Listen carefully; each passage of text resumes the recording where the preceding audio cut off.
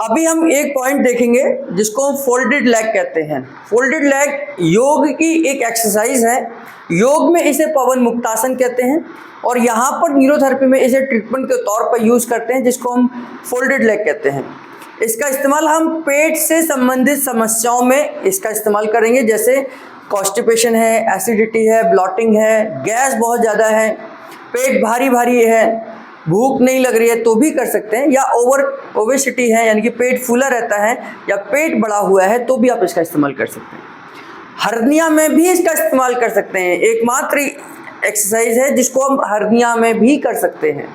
दूसरा, पीठ की दिक्कत है यानी कमर की दिक्कत है, आपको बैक पेन है उसमें भी कर सकते हैं, स्लिप डिस्क है उसमें भी कर सकते हैं, बैक में स्टिफनेस है उसमें भी इसका इस्तेमाल कर सकते हैं। तो पेट और पीठ की दोनों तरीके की समस्याओं में हम इसका इस्तेमाल करेंगे।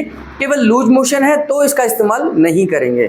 ठीक, तो इसमें पेशेंट और जो थेरेपिस्ट है यानी कि जो ट्रीटमेंट दे रहा है उस दोनों को ही कुछ चीज़ों का ध्यान रखना है। इसमें श्वास के साथ हमारी ट्रीटमेंट कंप्लीट होगी और श्वास के साथ ही शुरुआत होगी। श्वास लेते समय पेट फूलना चाहिए और श्वास छोड़ते समय हमारा पेट अंदर जाना चाहिए। इस चीज़ का ध्यान करेंगे कैसे, एक बार देख लीजिए।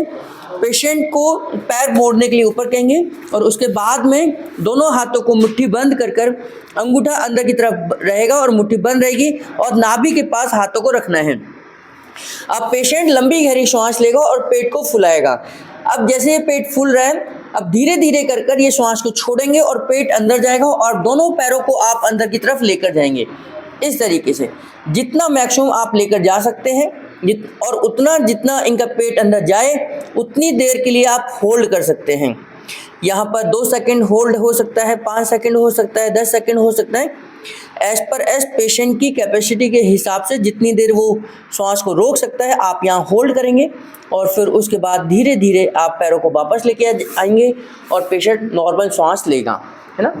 एक बार नॉर्मल श्वास लेने के बाद में फिर इस क्रिया को दोबारा से दोहराएंगे, यानी कि हम एक बार एक श्वास का इनको नॉर्मल रेस्ट देंगे, फिर उसके बाद दोबारा दोहराएंगे और फिर पेशेंट से कहेंगे लंबी गहरी श्वास लेना है, पूरा पेट फुलाना है और धीरे धीरे श्वास को छोड़ना है।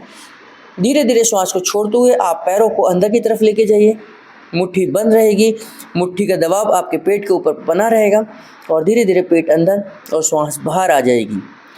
उसके बाद आप 5 सेकंड 7 सेकंड जितनी भी पेशेंट की कैपेसिटी उस हिसाब से होल्ड कर वापस धीरे धीरे वापस आ जाएंगे। तो ऐसे कम से कम आपने 3 बार करना है और मैक्सिमम आप इसे 5 से 7 बार दोहरा सकते हैं। पेट के लिए और पीठ के लिए दोनों के लिए आप इसका इस्तेमाल कर सकते हैं, यानी कि कमर दर्द में भी हम इसका इस्तेमाल कर सकते हैं, है ना। एक बार लास्ट बार और देख लेते हैं। लंबी गहरी श्वास लीजिए, पेट फुलाओ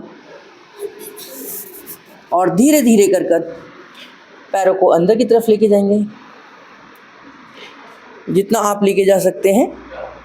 ज़्यादा दबाव भी नहीं देना, अगर पेशेंट को अनकंफर्टेबल है तो उतना ही प्रेशर रखना जितना वो सहन कर सकते हैं।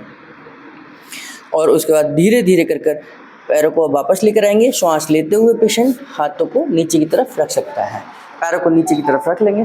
तो इस तरीके से आप इसे 3 से 5 से 7 बार तक इसे दोहरा सकते हैं। फिजिकल एक्सरसाइज है तो इसमें कोई केमिकल बनना नहीं है, तो आप इसमें कम या ज़्यादा ज़रूरत के हिसाब से इसको कर सकते हैं।